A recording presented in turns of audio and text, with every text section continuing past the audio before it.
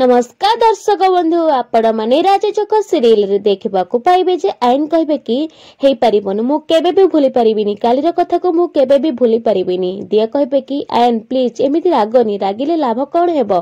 आईन कहबे कि कोन कहलो तमे लाभ कोन हेबो तमे सुनि पालने से मिस्टर सामंतराय केमिति एटीट्यूड देखि कथा कहउतिला से झियो किए तार औकात कोन लोभी मतलबी एमिति केते कोन से कहि जाउथिला केमिति से कहउथिला मिता मांकु जेमिति तांको घरर चाकरानी से सेमिति व्यवहार करूथिला दिया कहबे कि आईन प्लीज एमिति हुअनी आईन कहबे कि